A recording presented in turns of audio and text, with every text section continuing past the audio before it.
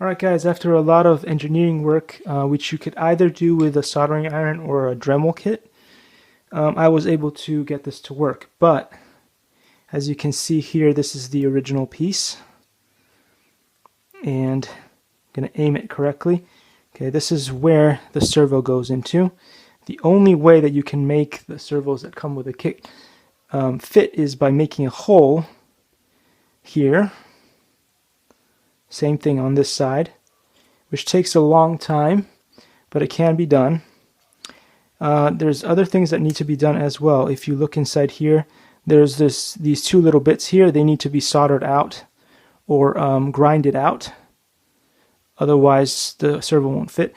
And you'll also have to do the same with these bits here. You'll have to flatten this out to be one sort of surface.